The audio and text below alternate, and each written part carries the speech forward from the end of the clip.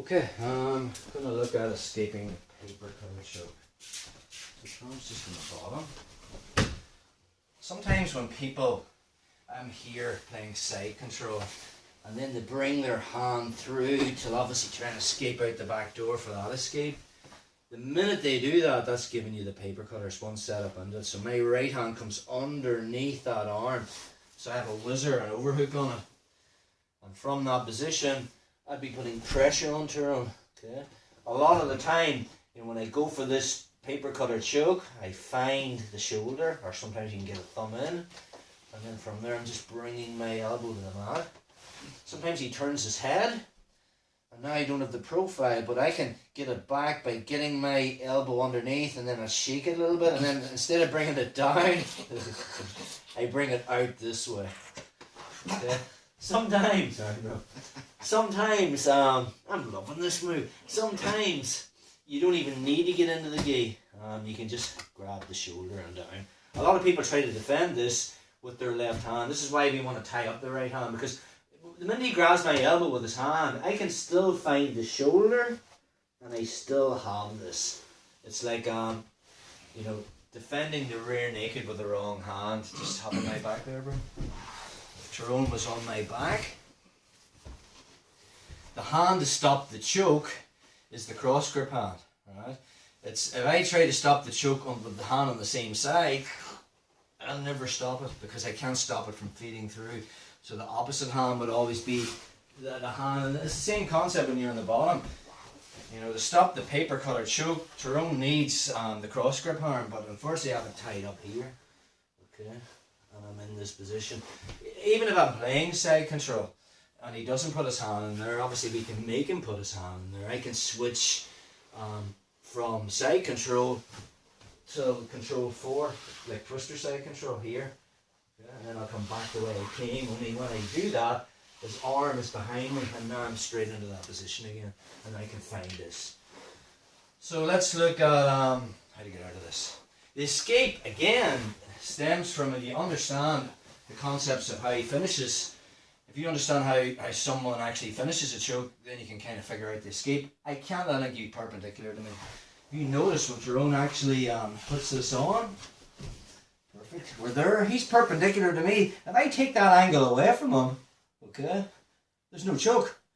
Now the problem is, if I walk under him like north-south bottom, he can follow me. Perfect. Okay. But this hand is stuck on this side. I'm just going to block his hip. Now, obviously, it's not going to stop him indefinitely because his body's stronger than my arm, but I can stay a few seconds ahead of him. So from there, I'm just walking. He tries to follow me. We end up there. Now, when he tries to finish the choke, there's no head because my head's underneath him now. And now his hips are in a different position. He's actually in north-south now. He's not perpendicular.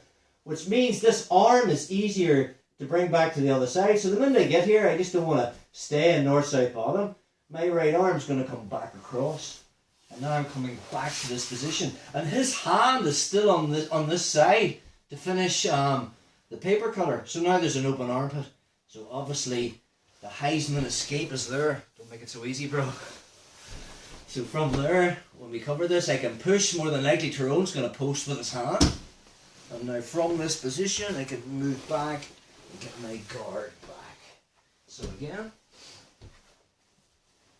just shift up an arm right there.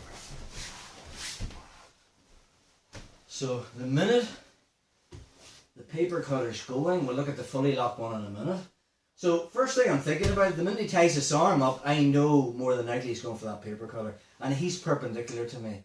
So all I'm going to do is start walking, but I keep my hand in his right hip, so he can't follow me. He will follow me, but I'll still stay ahead of him. Try to follow me. I still will end up here. And now when he tries to find the head with his hand, it's not there. But that allows me to free up this hand. Because now his hips have changed, so my right hand comes back under, and I can come back around again. Now again, you'd be into your side control escapes, but if he keeps his hand here trying to dig for this, I can just find the armpit. And now it's just about getting my head higher than his. So as I stiff arm him this way, I'm coming up on my elbow. I can move my body back, and now I can back into my guard position. We'll look at a fully locked one. I'm only doing it once because it's not nice. So from this position, we're here. The second this is on and it's fully locked, okay, again, this is a lot more difficult to get out to, but from this position, the same concept, I want to be making sure that I'm getting underneath him. So from this position, I can do a bridge, turn onto my side, and now from there I'm going to pendulum my legs. So put it on, bro. It's just shuffle back again. So from here, okay, as I bridge and pendulum my legs, I'm turning to put the side of my neck, because right now, Tyrone's leaning right all his way to my larynx. The minute I put my left ear on the mat and pendulum my legs, which gets me underneath him and change the angle, go. Now again, from there, trying to finish, I'm underneath him now, okay? Even though he has the collar, I'm like a north-south bottom, nothing changes. What's my escape from here? Now his hips are in a different profile. My right hand can come back, and now I can move back and possibly hip out, put him back in the guard again. One more time on that. Although we should never let it go that far, but if he's a fully locked one on, okay, all I'm going to do is pendulum as a bridge and get my head on the side of the mat. Now I've taken away that perpendicular angle, okay. My next goal is to bring my hand back through, and it really depends on the positioning of his arms. As I come back, I possibly will try and get my guard